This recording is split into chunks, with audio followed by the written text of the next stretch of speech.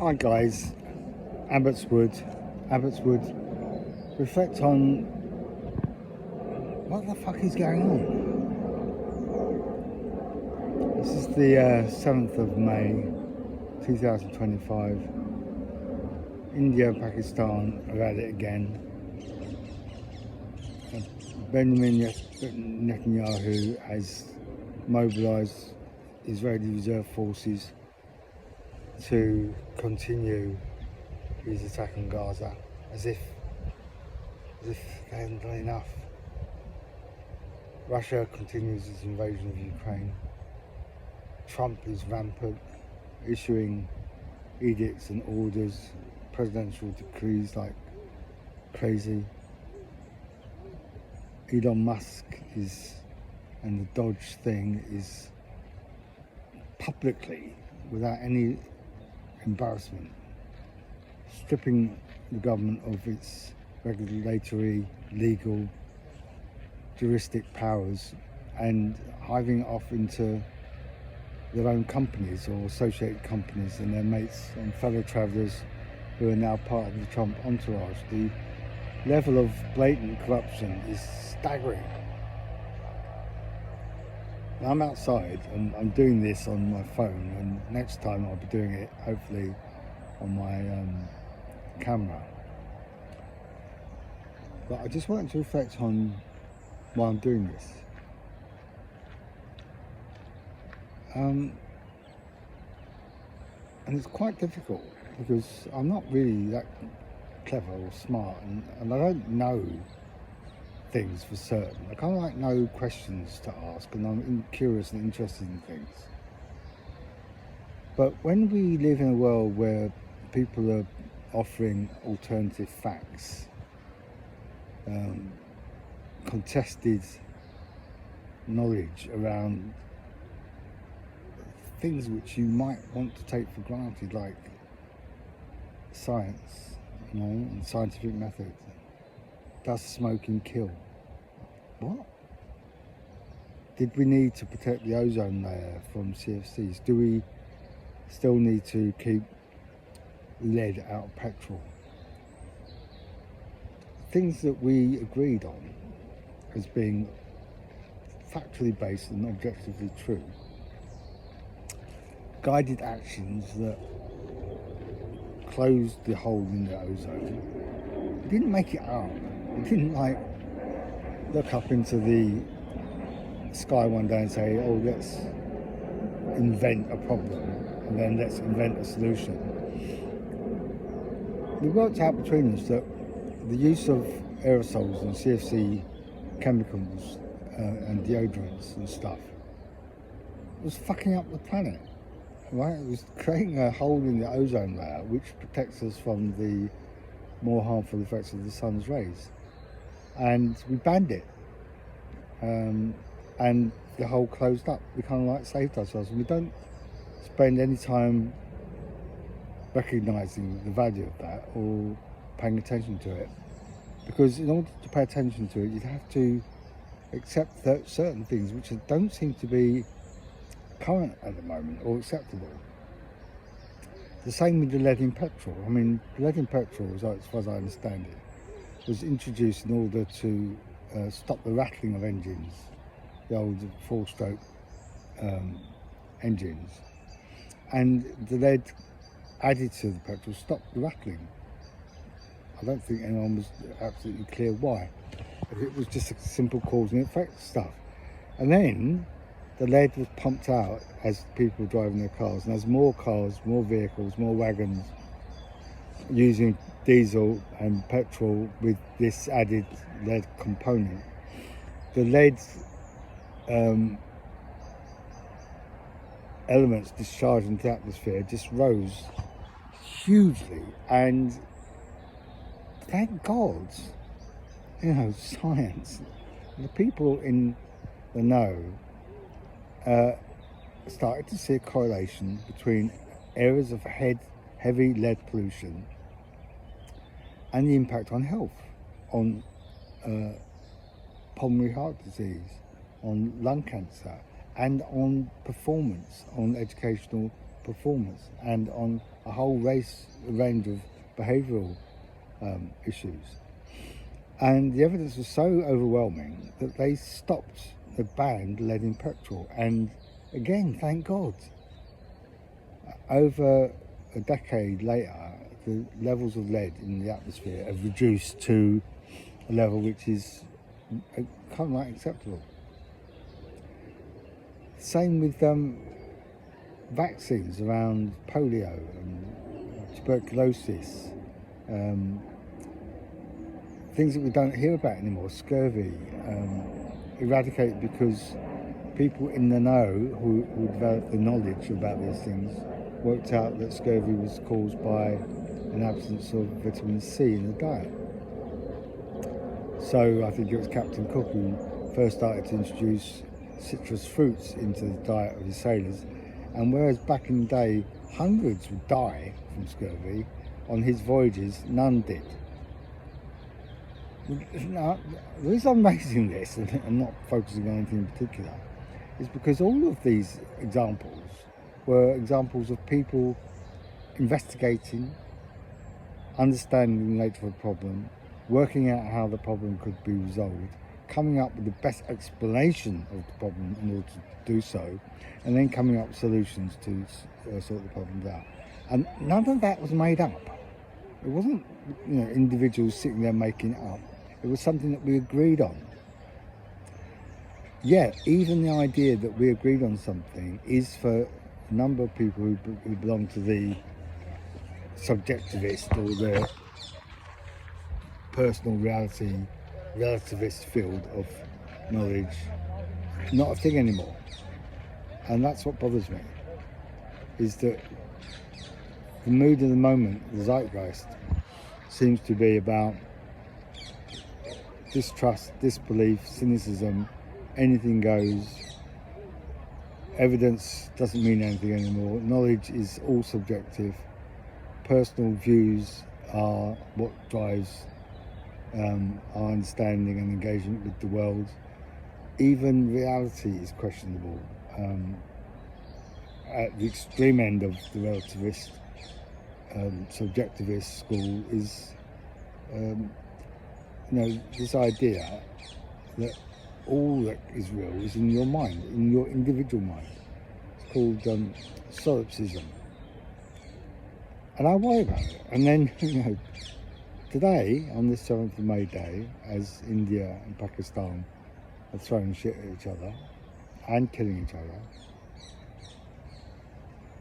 I'm just trying to be honest about what I think I can do, and I can't do anything, really, other than not sit on my butt and moan about it. So that's it. I'm a warrior. When I'm not focusing on things that occupy my mind in a constructive and productive way, I worry.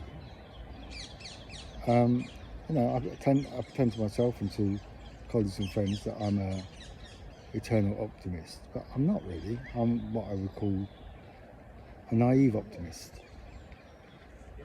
That is, despite the evidence, and this is ironic to me, to the contrary, I still retain a kind of hope, even a faith in human potential. And is it evidential? I'm going to work on that. So basically, I worry about mortality, I worry about dying. I don't believe in the afterlife. I think I've got a few years left and then that's it. I worry about the same for my children and grandchildren. I worry about the state of the world. I worry about my partner Jan and her health.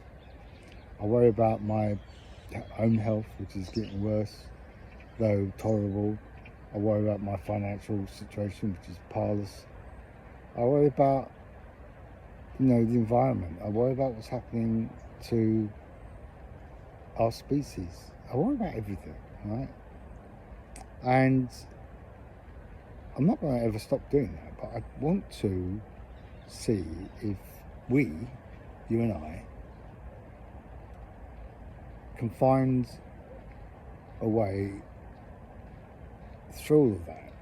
Not in order to satisfy some personal psychological need I've got. I don't think. This is not about ego or about being the man or about, giving you truth as I see it. It's more of a conversation. I want you to help me. I've got some questions, right? And I've got some basic kind of very flimsy grasp of some of the substantive elements behind those questions, but I don't have any conviction about the weight of my knowledge on them. So the first thing is to set out what Abbotswood is going to be about, and it is going to be about working with others to see if we can establish a new kind of enlightenment. And that sounds a bit fanciful, but the current enlightenment is past its sell-by date. And for those of you who don't know or haven't paid attention, the enlightenment we're talking about 15th, 16th century, and it was a kind of like ideological, physiological, psychological term in which, after many decades of people, and this is just broadly, and it's broadly in the West, working under the authority of the church for their knowledge, and or the monarchy for their knowledge, or the aristocracy for their knowledge, some higher power, largely inspired by a kind of spiritualism in which the understanding of reality was always mediated through like a priest or bishop or whatever. The Enlightenment broke with all of that, and partly inspired by people like Francis Bacon and people who have reflected on decades of philosophy, which was called natural philosophy at the time, wanting to find out if they could understand more about the nature of reality that wasn't passed down through this hierarchy, this church-based or monarchy-based or aristocratic-based, often self-serving kind of approach. And from that basis, analysis based on reason, this is my view of what the Enlightenment was about, started to flourish. And it set the scene for the Industrial Revolution. But in order to kind of mark itself out as different from the spiritual, the mystical, it had to differentiate itself from metaphysics, right? So it had to say there's an area of knowledge which is the product of and subject to reason.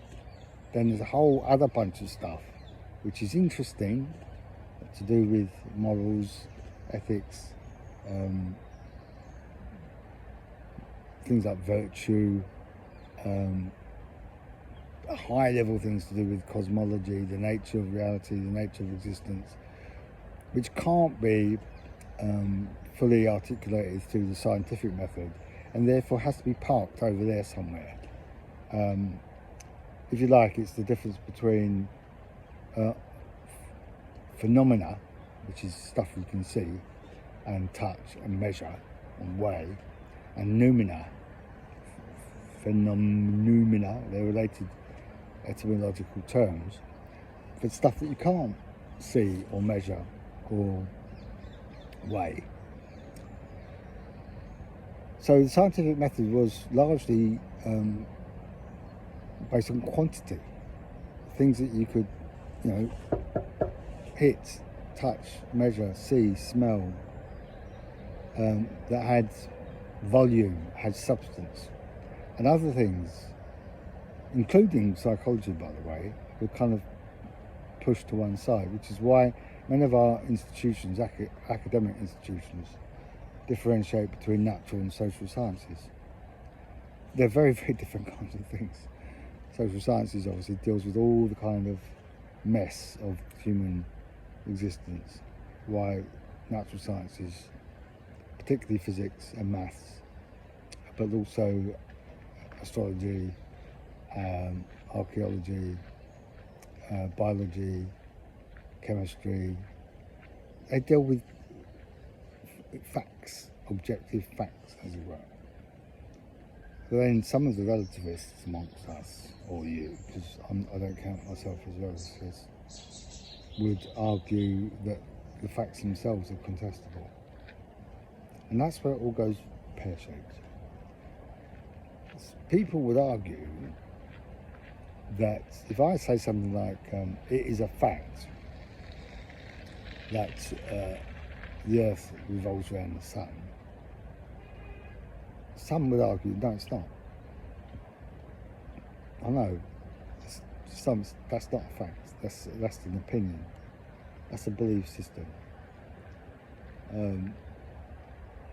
Even those that accept it, that the Earth moves around the Sun and is part of the solar system, and all the planets move around the Sun, they would say the facts of the matter have got no bearing on how we should live.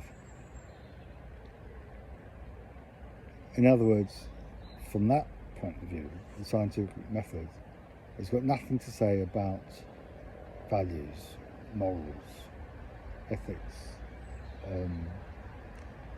And I find that really difficult to accept. Now, I don't have an answer to it. Right? This is where I need your help. But I have read Sam Harris and watched Sam Harris's attempt to give a scientific basis for morals, which failed, I think, because he kept talking about the measure of human development was to do well-being.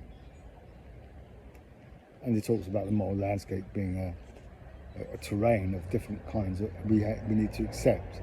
And if we accept well-being as being the necessary corollary of the human condition, the aspiration, then we can judge what we do scientifically against whether or not it contributes to well-being. Well, he got lambasted for that because people just say, well, one person's well-being is not the same as somebody else's well-being. And it had a kind of utilitarian maximisation of the benefit of as many people as possible, happiness, well-being, as the measure. And part of our problem is that each of these terms, all the concepts that we bring to bear on the problem, are contestable. Right? Now, people that are responsible for our parlous condition today don't give a flying fuck about whether things are true or not. Truth is not an issue. You know what I'm saying? When Donald Trump talks to the American people and the world in his office, in the Oval Office in the White House, in front of the camera, he doesn't, he dissembles almost as much as he breathes. I mean, nearly every single word he says is untrue. And yet, the majority of Americans love him. So it's not, so for them, for my opponents in this debate, I want to get to an understanding with your help and support and in conversation with other people about truth. And our opponents don't give a fig about it. And they're in the ascendancy. So what do I mean by truth? What I don't mean by truth is sort of big T, Judeo-Christian, profound, deeply understood, deeply rooted sense of there being a truth that we need to find, discover and wed ourselves to. I don't mean that. Part of the scientific method is that it's truths always contingent, always subject to revision. And, you know, our opponents hate that because God isn't contingent. No, the supernatural isn't contingent. The Judeo-Christian ideology has struggled immensely over the past 100 years to adapt to the changes within our culture, especially around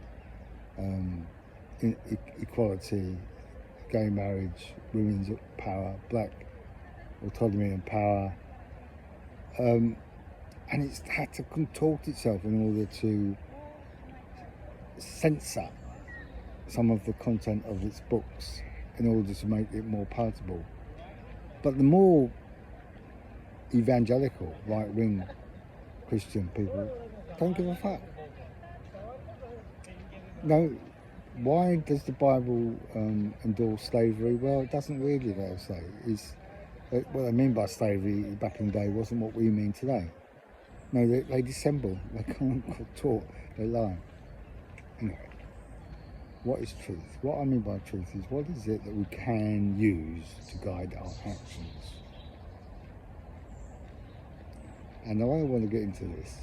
I'll be talking to lots of people. I might even be talking to you as we go forward, because I need help. But I'm going to start with something I think we can all agree on. It was going to be the cat flap, right? But I decided against that because it's too complicated. So I've gone for the will. What am I even talking about? What I'm talking about is, before human beings, there were no wills.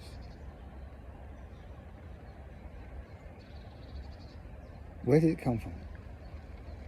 There are no wills in nature. So, if we can agree on this, and we might not, but I'm just sort of grappling here. There was a time when there was a species that was either Homo sapiens sapien or closely related to it, and there were no wills. And then there's a time when wills were invented. And I'm going to do some research and I'm going to talk about this because I think this issue itself is the seed of an idea, the kernel of an argument, which might have within it the answer to the whole kind of denial of evidence, alternative fact bollocks that I see as being so prevalent at this particular moment of our journey.